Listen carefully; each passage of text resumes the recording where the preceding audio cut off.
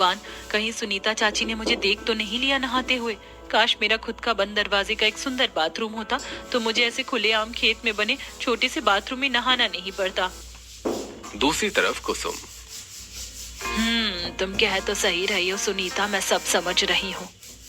इसी तरह एक दिन मुस्कान अपने पिता और भाई को दोपहर का खाना देने के लिए खेत में आती है। मुस्कान का पिता गुमसुम अंदाज में दोपहर की रोटी खा रहा होता है। पिताजी क्या हुआ, आप किसी को याद कर रहे हैं क्या? आपका ध्यान खाने पर नहीं है, मैं देख रही हूँ। हाँ बेटी, आज मुझे अपने वर्षों पुराने दोस्त हरीश की याद आ रही है। कई साल पहले हम दोनों साथ ही जबलपुर गांव में रहा करते थे, लेकिन वो पढ़ लिख कर शहर चला गया और फिर एक दिन जबलपुर गांव में बाढ़ आ गई, जिसके बाद मुझे यहाँ इस छोटे से बंजर जमीन पर घर बनाकर और छोटी मोटी खेती करके अपनी जिंदगी बितानी पड़ रही है। वैसे सुनने में तो आया है कि हरीश ने पढ़ लिख कर एक बहुत आलीशान बंगला बना लिया है, जहाँ उसकी जिंदगी ऐशो आराम से गुजर रही है। बड़े मालिक, आपकी कॉफी। वैसे मालिक, आज आपको कौन सी कार में अपनी मीटिंग अटेंड करने के लिए जाना है? बता दीजिए, मैं उस कार की सर्विस करवा देता हूँ। आज मैं लैम्बोर्गिनी से जाऊंगा, तो आप उसकी सर्विस करवाइए। जी मालिक, मैं अभी सुरेश को बोलकर सर्विस करवाता हूँ लैम्बोर्गिनी की। अब सामने से सुंदर डिजाइनर कपड़ों में घर की इकलौती बेटी दिशा वहाँ आती है। पापा जी, ड्राइवर को बोलिए कि वो पहले मुझे कॉलेज छोड़ दे, मुझे लेट हो रहा है। तभी पीछे से दिशा की माँ हेमा, जिसने बहुत ही एक्सपेंसिव सुंदर सी साड़ी पहनी हुई होती है, उसके गले में डायमंड का हार होता है। ड्राइवर को रहने दो दिशा, चलो मैं तुम्हें तुम्हारे कॉलेज छोड़ देती हूँ क्योंकि मुझे आज शॉपिंग मॉल जाना है।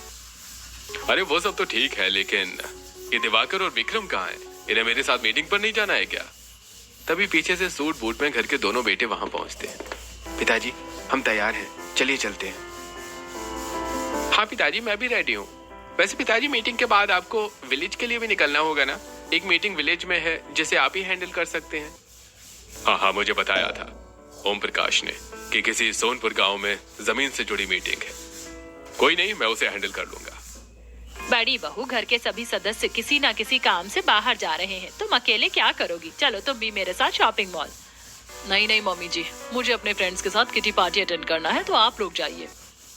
अब हरीश अपने दोनों बेटों के साथ पार्किंग एरिया में आता है, जहां ढेर सारी एक्सपेंसिव कार लगी हुई होती हैं, जिसमें से ड्राइवर हरीश के कहने पर लैम्बोर्गिनी कार पार्किंग एरिया से बाहर लेकर आता है, जिसके अंदर दोनों ही बेटे और हरीश बैठकर वहां से चले जाते हैं। कुछ देर बाद दिशा भी अपनी माँ के साथ एक एक्सपेंसिव कार में बैठकर कॉलेज की ओर निकल जाती है। वहीं दूसरी तरफ मनीषा अपने फ्रेंड्स के साथ अपने आलीशान बड़े बंगले में किटी पार्टी करती है। नौकर तरह तरह के फूड बनाकर टेबल पर सर्व करते हैं।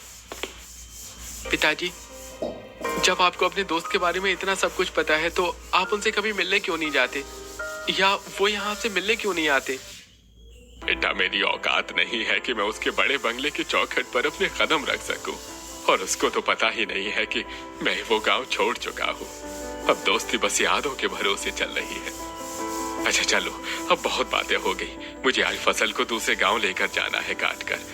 राजन, तुम यहाँ पर थोड़ी बहुत फसल की कटाई करके अपनी बहन के साथ चले आना घर। अब अपने माथे पर फसल की गठरी रखकर देवानंद अपने गांव से दूसरे गांव की तरफ लंबे चौड़े रास्ते पर चलता हुआ जा रहा होता है कि तभी उसके सामने एक लंबी सी गाड़ी रुकती है।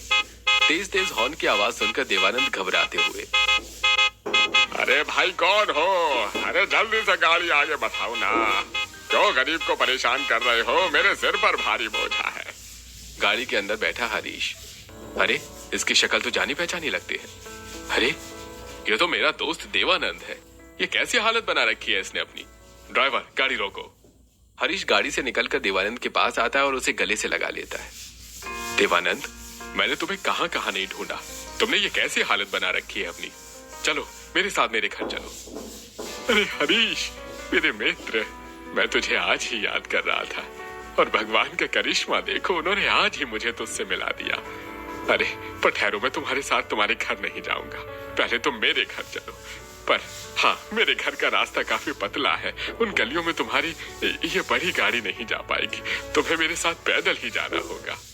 अब हरीश अपने ड्राइवर को वापस भेज देता है और देवानंद के साथ उसके घर की तरफ आता है, जहां सड़कें काफी पतली होती हैं। चलते चलते हरीश देवानंद के खेतों में पहुंचता है। तभी हरीश के जूतों के आर